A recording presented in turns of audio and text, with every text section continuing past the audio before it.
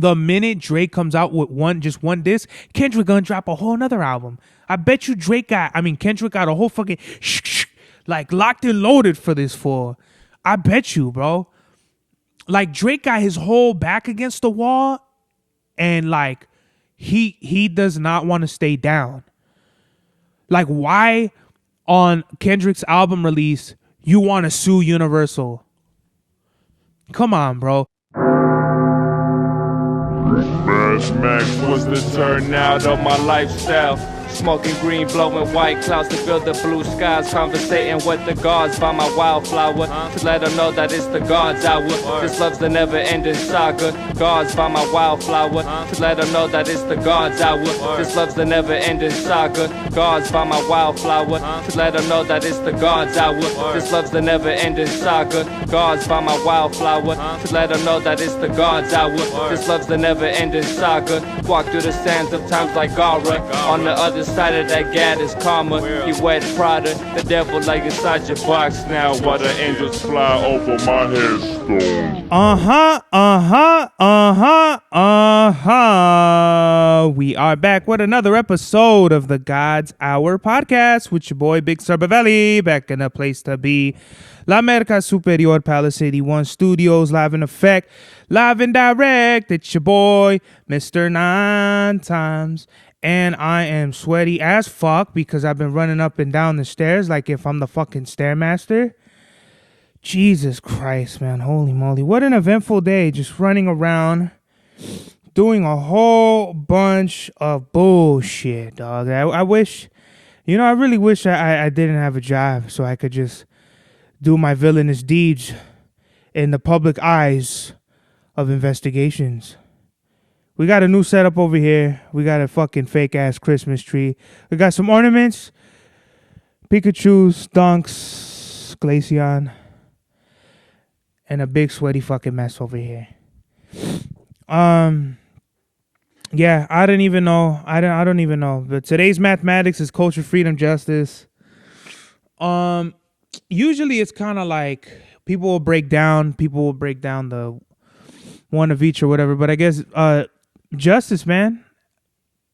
I think if everybody served with a purpose and served their guy. My dad's playing fucking music over here, so it's like completely distracting me and shit. This is why I was gonna do the podcast like an hour earlier, but you can never count on doing anything on time or whatever. I guess everything is on God's timing.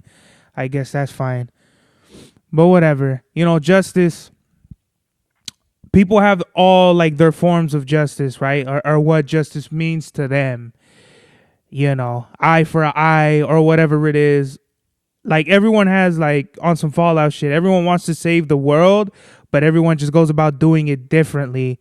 So I guess as long as your morals are right and you're one with the universe, I guess carry out your justice however you see fit. Just don't go around fucking believing that justice is one way or a certain way because you're looking at it through your one-sided perspective. Like get a good dose of everything and all the information you need and carry out that justice, whether it be just living just in your life or fucking just carrying a certain amount of righteousness about yourself. Peace. So got a couple of things I wanted to say. Dub, we had Dub on the podcast and he was saying how like if drinking and going out, spending excessive money on vacation. Oh, well, he didn't say all this shit, but basically Dub was like, he went out with his homies and shit. And like, I guess his whole point was like, he's tired of it. Like, when are people tired of just going out, spending money and drinking and shit, which I think I realized that like years ago. I'm glad that he's on like the same wavelength, but to me, the whole partying shit got old really fucking fast. It didn't take long for me to figure out that this is not what I want to do. The whole going out and partying and shit is all bullshit. Like Biggie said, party and bullshit. Really, partying is bullshit. If, I be around certain shit and I'm like, literally, why the fuck am I here? My time, I'm a Capricorn guy. My time is fucking important to me. So if you're wasting my fucking time with your bullshit or whatever it is, it's like, no, bro. Like, I literally feel my skin crawling. Like, get me the fuck out of here now. I don't want to be here or whatever it is. Like, I don't know. I guess that's just me having a certain amount of anxiety or anxiousness about shit. I like going with the flow, but at the same time, it's like I have so much shit to do, guy. Like, I'm not here to fuck around. Like, my dad's famous for, we'll just go for a drive. It's like, we're not going to go for a drive. You have a whole day planned out. Like, don't tell me, oh, let's just go for a drive when you have shit planned. Because I'll fuck around and be like, yeah, let's stop here to eat. Or let's fucking go to, that was my favorite thing. You want to go for a drive? Yeah, let's go to Disneyland. Like, because there's a whole plan in place. Everything, there's a plan, So it's just, I don't know. Just going back to the whole, like, drinking and partying and shit. I think just America has a weird fascination with like drugs and alcohol, and society deems it that you're like a fucking dweeb, especially when you're a kid. When you're a kid, you ain't cool unless you're doing like delinquent shit, or at least for me, the cool thing was to go out and get into trouble and get into some bullshit, which is like, how is that? Like, now as a man, you look back on it and you're like, I did a whole heap of bullshit that's just like, I didn't need to do that, but peer pressure is a motherfucker. And when you're around a bunch of boneheads that look up to even bigger fucking boneheads, it just brings a lot of unnecessary fat in your life, and it carries on to adulthood. And Dub is like my age. I thought I was like a year or two older than him, but he's literally, I'm like not even a year older than him. So I don't know. It's just something to think about on the podcast, because I know I'm gonna have a bunch of young listeners out there. I do have a bunch of young listeners out there, and I'm not gonna say, don't go out. Like, yeah, obviously your 20s is for you to fuck off and shit. But me personally, I think the way I go about the world, the way I seek value in myself is by working, and that's why I do so many things. I do the clothes, the podcast, the music, because the way I value myself and the way I guess, go about the world is just by achieving things. You out of here, Pop? That's a done dilly? All right, then, Pops. Have a good night. I love you. You're the best. All right? All right, then. Thanks, Pop. I appreciate it. What is it? So, yeah, just want everybody to know out there that it's just have a balance, just don't be one of those, oh man, we got to go to a party. There's a party going up, so let's party. Like, don't be that asshole. Just, do just here and there is cool. Obviously, anything in excessiveness is just not good to be doing. So just do what you feel is cool in moderation. And I'm not gonna preach to nobody. I've partied. Who hasn't partied? But it's don't be the old guy in the club, or I don't know what's up with my fucking nose today, but I'm a little congested right now, but just don't be that old guy in the club, like fucking, yo, let's get chicks, man. It's like these girls are like in their early 20s and you're in your mid to late 30s, early 20s, you're in your mid to late 30s, bro. Like, that ain't a good look. That's a super maniac, if you ask me. For me, I going back to, I look at 18-year-old girls and I'm like, no. I think I've told the story before where I went out with I think she just turned 21 and I thought she had turned 22, and I'm like, well, I feel like a fucking maniac now, you know what I mean? It's just weird. Like, I don't know, but again, that's me. Like, if you meet a girl and she's like 10 years younger than you and you guys hit it off or whatever, like, I don't know, I guess whatever works, whatever floats your boat, right? I've never been in that. I've just always liked girls.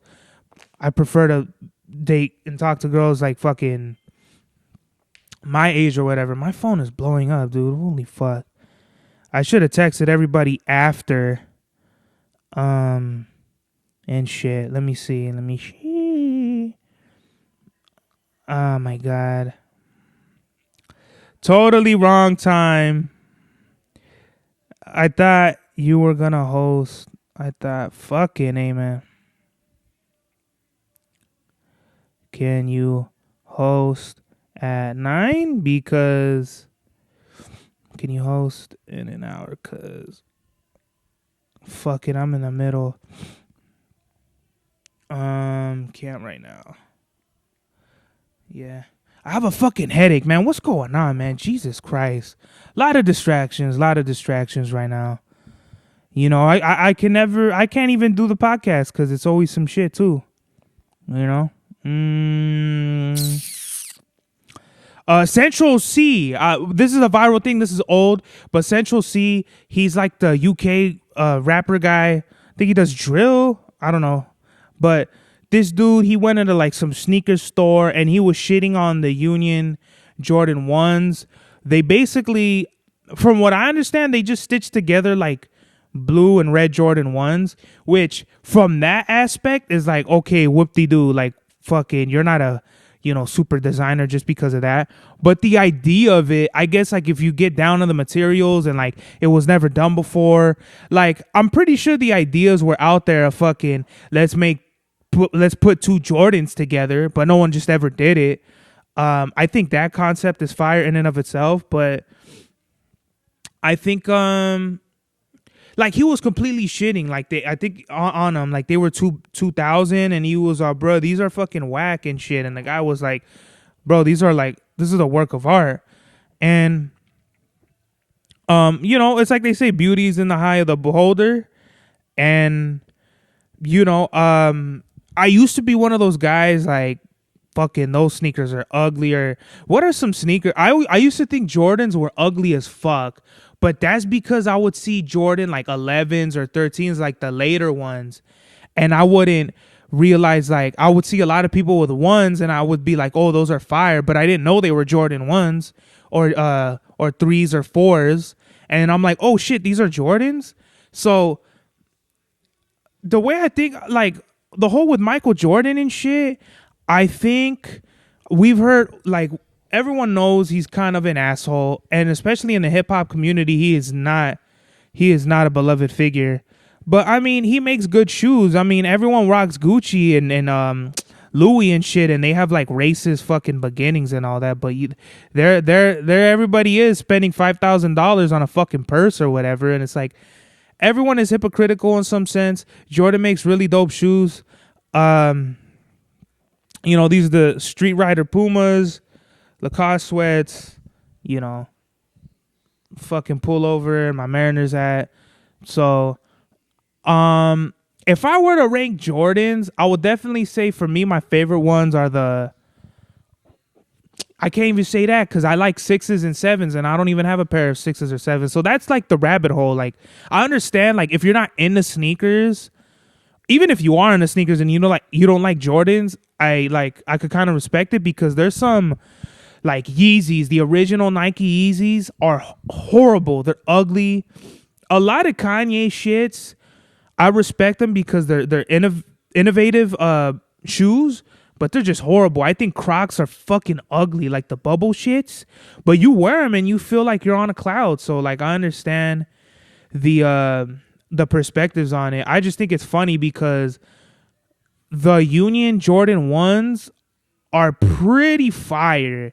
And normally when you get like opposite colors, like a red and a blue, or a fucking like colors that's not really supposed to go together, like it's really just like red and blue, or like a red and yellow, like you're gonna look like fucking Ronald McDonald, Hulk Hogan type shits. It just doesn't look good. I'll never forget when I saw a dude, he had like mustard yellow pants with ketchup red shoes. They were probably like Air Forces or something. And I was like, dude, you're walking around looking like you're sponsored by Heinz. Get the fuck out of here, bro. That was the ugliest shit of all time. But you could pull the fits off. You could do like the red. You could do like the Union Jordan ones with like a red shirt and like a blue hat, and you could pull that off as long as like the shades, like a maybe like a navy with the fucking like a dark red, almost like burgundy red shirt. I like styling and profiling just like Ric Flair. I don't know. I just thought that was funny because I saw the Central C shit before I was into sneakers, and I was like, yeah, I get it. Like, this fool, he doesn't like sneakers like that. But going back, it's like when you get into the history, when you get into the, like me, I'm a super history guy. Like I want to know, why, what, when, and how, and then the know what, when, and how of that, and then the know what, when, and how of that.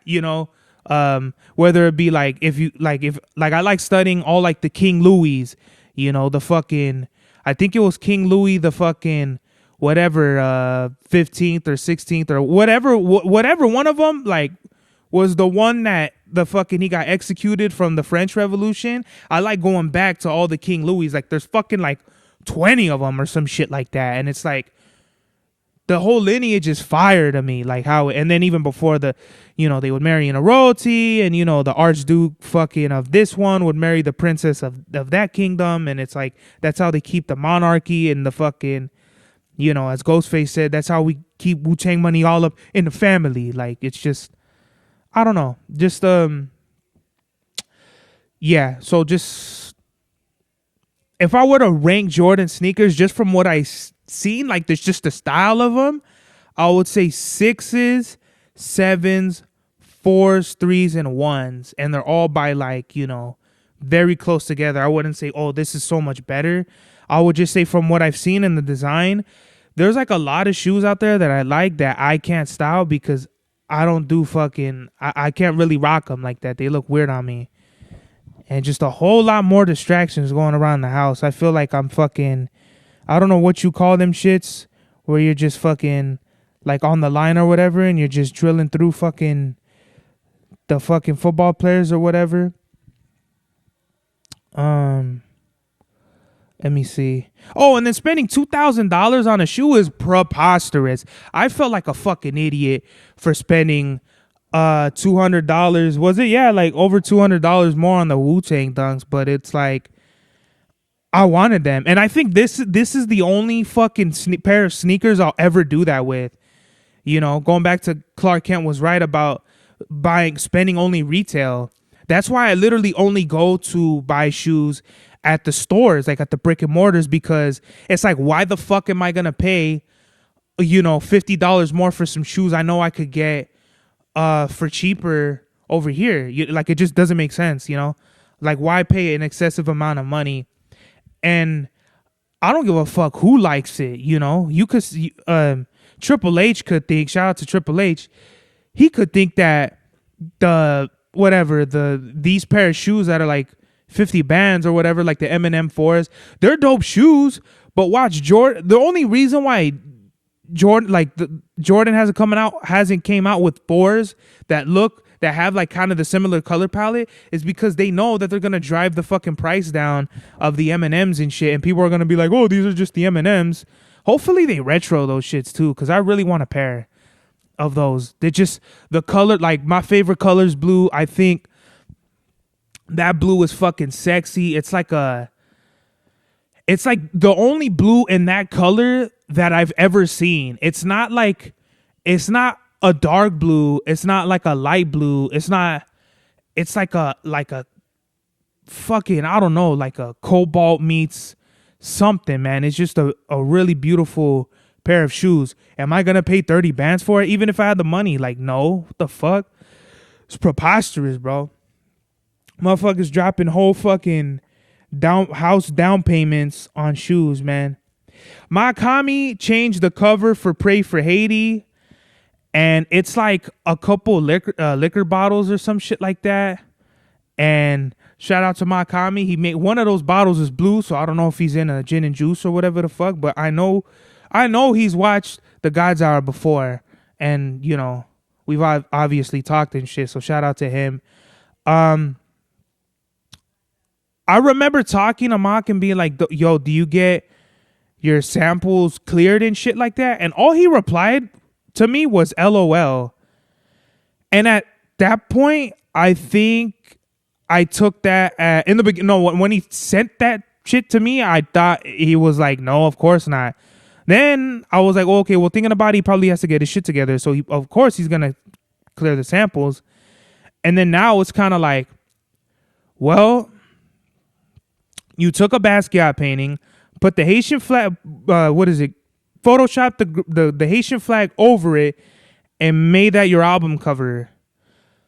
And if you cleared it, you wouldn't have redid the album. Rami had popped up on my YouTube suggestion feed, and YouTube suggestions be like, even though YouTube is a piece of shit when it comes to creators and shit, they did a really good job at like suggesting, because I've heard the album already, but Rami's like one of the best songs on that album. So when I seen it with the cover, with the new cover, I was like, oh shit, Mock dropped a new song? Then when I clicked on it and it was on Pray for Haiti, I was like, oh shit, Pray for Haiti has like 18 fucking songs, you know what I mean? But going back to, it's like, I think he did like some new shit with Complex where they dive into artists or something, and he was saying how like you need to get your business together and your samples cleared and all that. And it's like the irony, you know, he just changed the cover and then now he's saying to fucking get your sampling and all that cleared. I don't know. Just very interesting to me. I don't get anything cleared. I'm pretty sure none of the artists I've sampled are going to come after me unless the song blows, and it's going to be like a Bad Bunny situation after, you know, he sampled, what's her name? Missy Elliott, and she sued the nuts off of him. I don't even know if that shit is still going around. Let me check real quick, because he did. This is the thing with songs. You tour with them, you make all kinds of money, music videos, and then they're like, yeah, we're going to hit you with a cease and desist, bitch. And, you know, there you are, ashed out. Bad Bunny. I have a mean old headache right now. Missy Elliott sample. Here we go. Safarea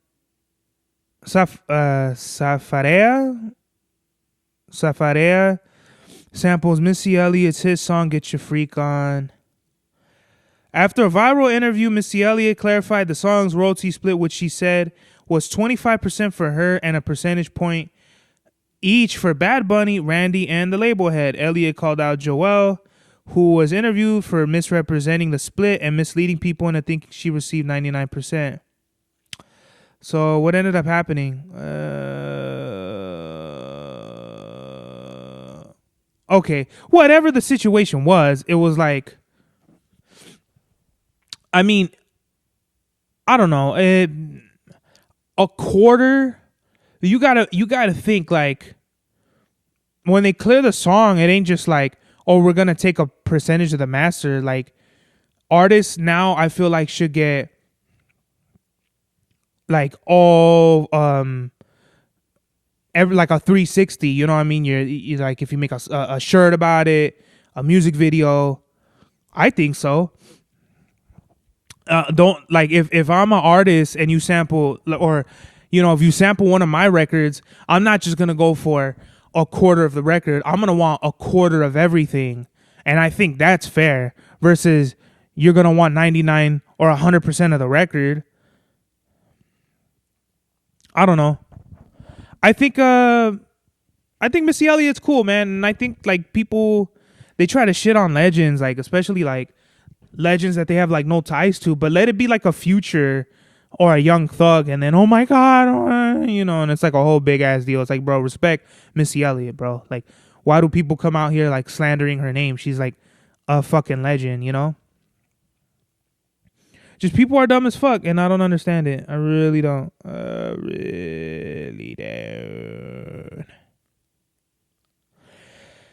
You know what's funny, man? I was looking at this on Instagram, and there was a post where it's like, oh, your follower, whoever you're following dictates the kind of person you are. You know what I mean? You can learn so much about a person from who you follow.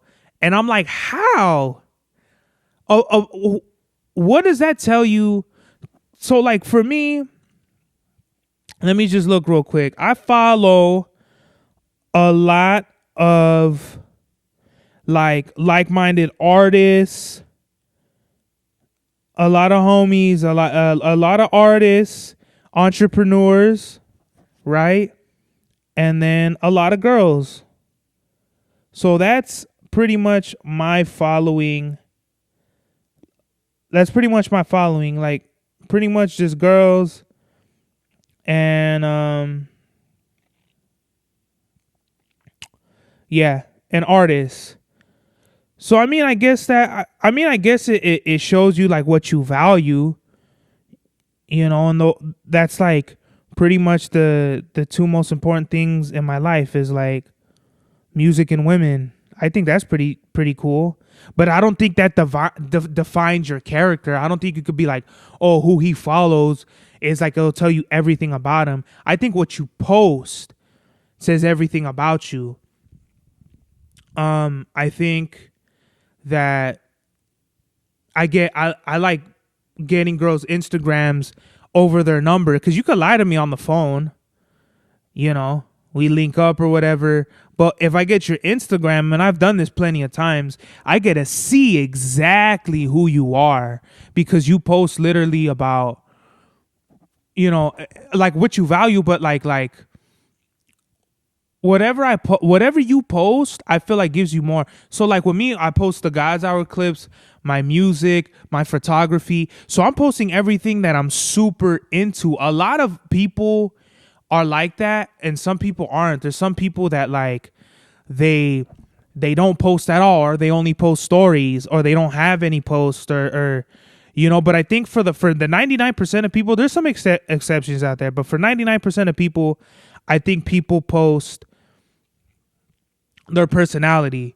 So if you would look at my fucking Instagram page, you would see like, oh shit, like I'm an entrepreneur, da da da da da, you know, I like music, and you could sum it all up from there. Like I'm pretty like honest, and I would like to think that I hold like a high morality in my character. There's some people where they just like and post bullshit. And then on my Twitter, especially if you look at my old tweets, you'd be like, damn, this fool's like going through shit. That's why I stopped tweeting on Twitter. And I guess it's X now, but I'm not going to call it X. It's Twitter is what it is. You know, before it would say like tweet, like when you would bring up the thing, the type, it would say tweet. Now it says say what's on your mind. Well, guess what? What's on my mind is a whole lot of bullshit. So that's what I would post. Now I don't like posting. Instagram is trying to get on the threads with it, but I'm not with that at all. So I think it's just more so, I don't know. I could tell a lot about a woman by her Instagram, and that tells me where I want to go forward with it. I don't want to talk about this one shit. You know, I was thinking heavily. Like yesterday, I was mad as fuck, like for 10 hours straight, and then out of nowhere, I had this clarity. Just boom. You know what I mean? I get in a, like Jadakiss said, Gemini with mood swings. Like that's me all the way. You know, I'm not bipolar because I've had a homie who was bipolar, and I was like, get me the fuck away from this whole, you know, like, but, you know, I just go through shit, and then literally I have to talk to myself, kind of like how I'm doing now. And that's why I say, like, this is my therapy. Like, I want people out there to know that it's okay. Like, you're not going through this shit alone. The idea of me starting the podcast was because of Lord Jamar, and I seen this dude. He was on his lunch break, and he was like, oh, hey guys, this is the fucking lunch truck podcast or whatever. And, you know, they're only going to be 30-minute episodes because I'm literally using my lunch break to give you guys an episode. And you could tell he's in a truck. Like it's no bullshit about him. Like he's in a truck, he has his phone, and there he goes. You know, so I just took that concept of like, I don't want nobody telling my story. Nobody's gonna be like, oh, this fool Serbs is a piece of shit.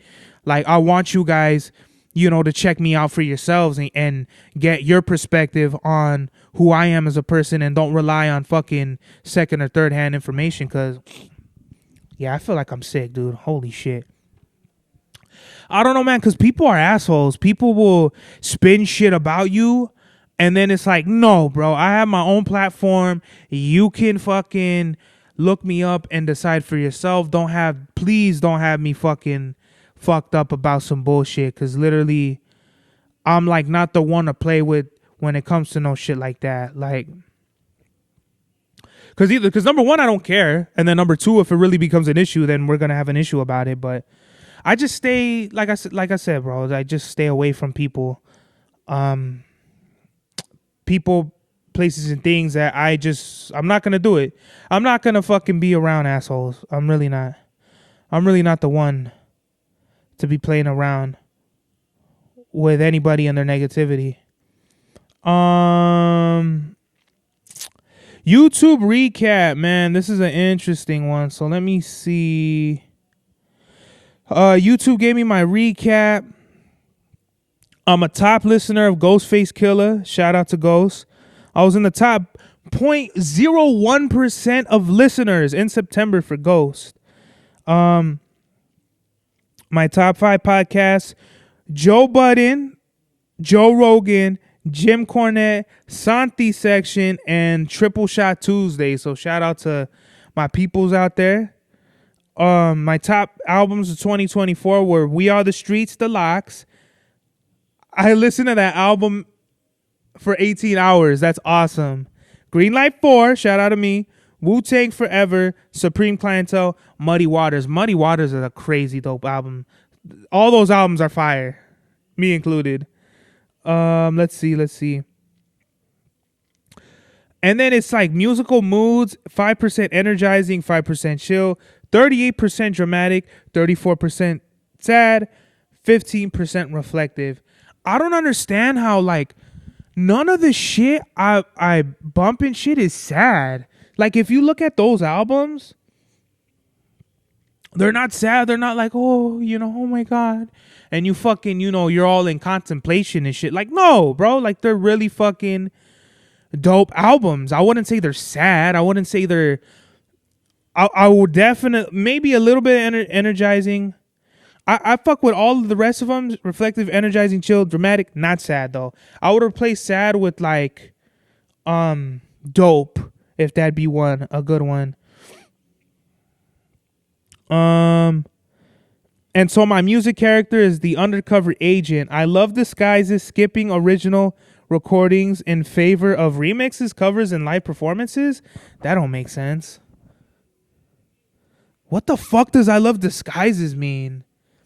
Skipping original recordings in favor for remixes and covers? Why? Because they sampled songs? Fuck out of here.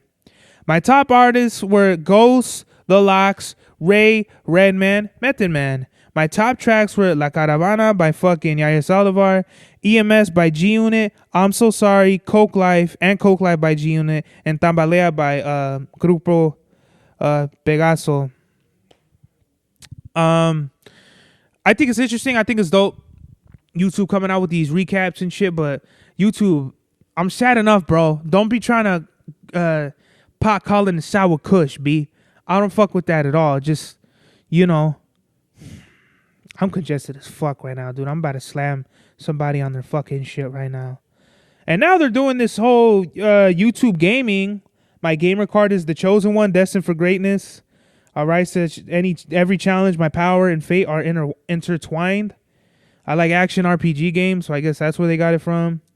My top games were Fallout 4, Fallout I don't have, never played Pokemon Go, Fallout New Vegas I've never played, and Fallout 2. So I'm a big Fallout fan. I just have 4. And then my top creators were Synonymous. I don't think I've watched many of his videos, he or she. Penguin Zero, I've been watching Charlie's videos since I was like, when did Black Ops come out? 2011? Easily 2011. Like when Dead Rising 2 came out, like what was that, 2010? Like the year after, like 2011. Yeah.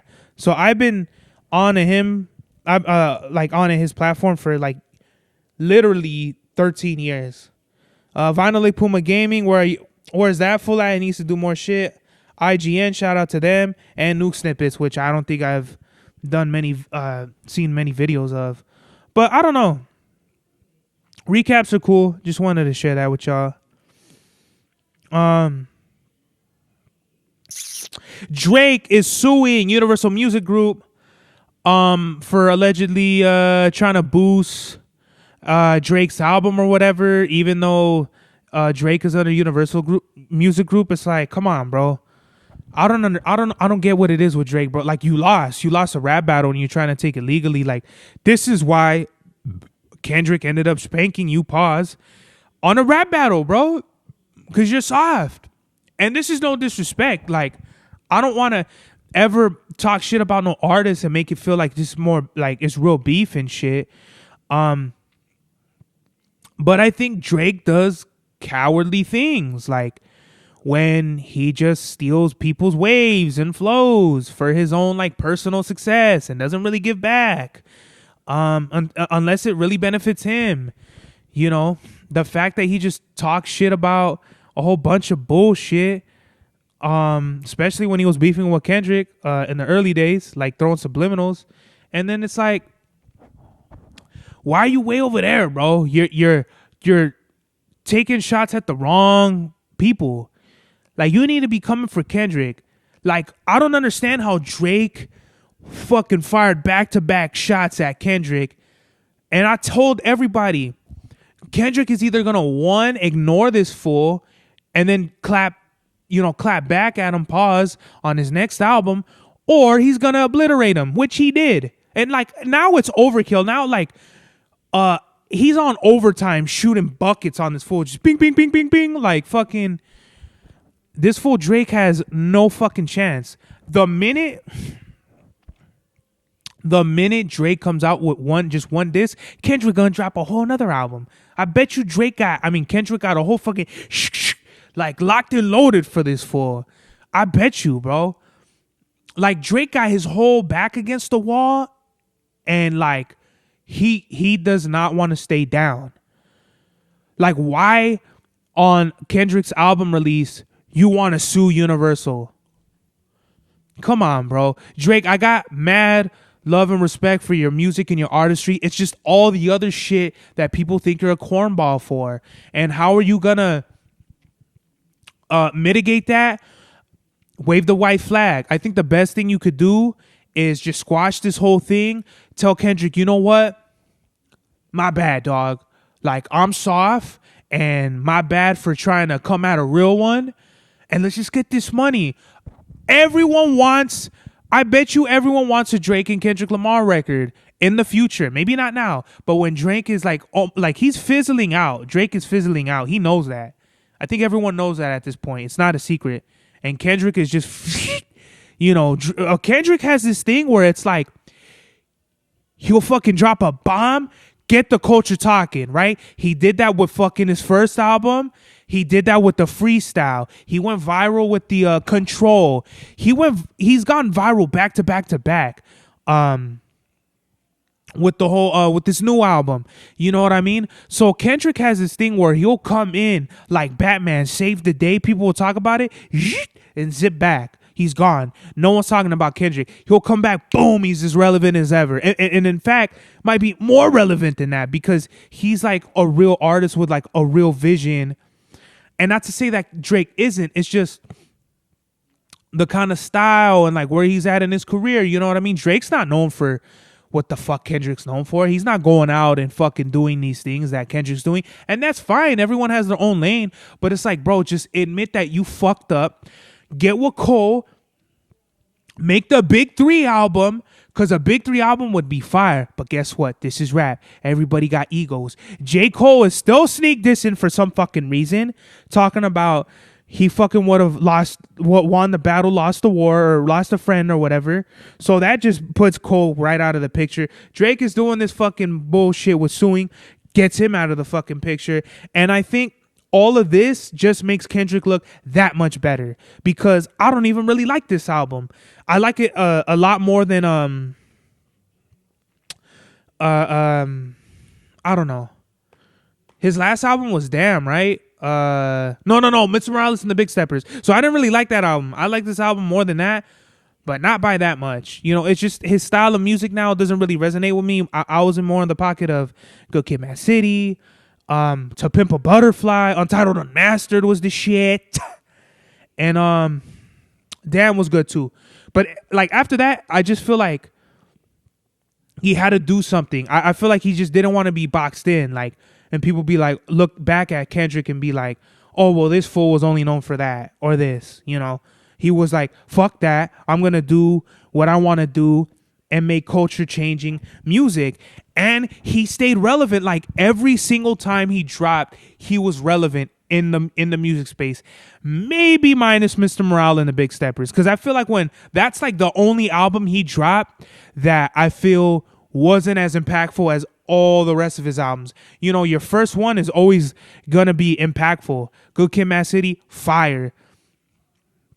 2012, you know, he dropped I want to say like in 2014 or some shit like that, like far away from his follow-up. His sophomore album to me is a fucking chef's kiss masterpiece. Pause. It's just fire, you know what I mean? Changed the culture, brought everybody back to G-Funk. Like he was doing, like G-Funk came, the G-Funk wave, the new G-Funk wave came after, but he was the one that really like ushered it back in and like, oh shit, we been loved this shit. We just didn't know you could come back with something new and fresh. Untitled Unmastered was like, wow, dude, this is like very, very impressive and very left field from To Pimp a Butterfly. Damn was one of those, okay, like I could go commercial and show you guys that I could still bring substance.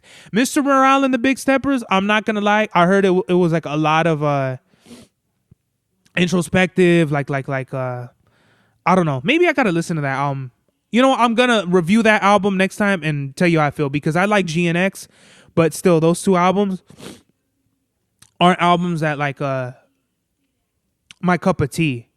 You know, and I have no problem. You know, the first time I listened to GNX, it was like crazy, like raining and shit on my way back home from work. And it reminded me of Fly God when I listened to Fly God for the first time. Going to school, I listened to the whole album. Beautiful. It was fire. Maybe it was going, I was going to school when I listened to Fly God for the first time. It was pouring, fucking pouring rain. And just that whole vibe, the whole, you know, I was driving my 2000 Camry. The whole setting was fire, man. Shout out to the whole Griselda out there. But music is literally the setting for life for me. And if I don't feel like I'll always remember like Starker hitting character for driving my truck when I work for FedEx and fucking going to the airport. Same thing with Murder Music. Psycho Realm's first album, I remember bumping heavily when I would do parking. And so like I constantly need to be inspired, and I constantly need to be like my pen razor sharp, you know, and I don't get that by listening to bubblegum bullshit. So Drake, man, fucking we need you, bro. Don't think that the culture don't need you. Like, don't throw in the white flag. Like, you can always come back and be like, oh, that shit was lame, and do it like in a braggadocious way. That's fine. I think that's cool if you're like, yeah, well, all your records don't mean shit to me because I'm better, and then this is why. There's a whole bunch of ways Drake can come back from this. What he's doing now isn't really it. So come on, Drake. Let's get into an album review, man. First one. Doc's the Name 2000 by Redman. I think it's a breath of fresh air. I said breath. It's a breath of fresh air. It's interesting because it's in between Muddy Waters and Blackout. So you literally hear those two albums. Doc's the Name 2000 to me sounds like if Blackout and Muddy Waters had a baby. It's very fun, very funky, bouncy. Like this is some shit you get with your girl and like you vibe with it in the car, with her in the car. I think it has the same funk booming beats on Muddy Waters that match with like all the beats match with Red's unorthodox flows. The changing times of the music gives a fresh perspective to the soundscape. Great features and skits take it to a whole level, other level of comedy. Like when he talks about like this is a motherfucking stick up, and he like sticking up the fucking cruise line or whatever the fuck. When the music starts to get a little redundant, like, okay, like this is the same shit, the skits offer a great comedic break. I wish some songs were like more well thought out or like cut all together. For a 24 track album, bro, it keeps you listening, which is hard. You can hear songs that would have been on Blackout and maybe left over from Muddy Waters, but it seems like another transitional album. There's a Dark Side was, but better. I feel like the Dark Side album, you could tell he was coming out of what is the album and in a Muddy Waters, but it still was like a little undercooked. Like he was figuring it out, but he didn't have it there yet. And Muddy Waters became what There Is a Dark Side was trying to be. And Doc is the name. 2000 is like another transitional album where it's like he's still trying to figure it out, but it's a lot better of a transitional album than Dark Side. I'll give it a B, a solid B. It passes the bulletproof meter, and I didn't write down my favorite songs. So let's see. My favorite songs are I'll Be That, Who Doesn't Love It, Close Your Doors, Buddha Break, My Zone, Brick City Mashin', and I Got a Secret. Wait, why did I say it's a 24 track album? Is it a 20? I think it is, right? The Goodness is another good song. Yeah. Right? It's a 24 track album. Whatever it is. Fire. Go listen to that album. Message of the day, man, is just like, never forget to be in the present. I get anxious. I get, angry and shit like that. And just like Redman said, like, just leave it up to God. When you can't handle it, just be like, God, just please take this. And just like, don't even worry about it. Just try to live in the present and remember that like nothing lasts forever. Nothing bad lasts forever. And there is like light at the end of the tunnel, bro. Like, trust me. I get like crazy deep thoughts and shit like that. And it's just like, I don't want to deal with it. I don't want to deal with it at all. So I just pray to God that he takes all the pain and negative energy away from my life. And with that, this is the God's Hour.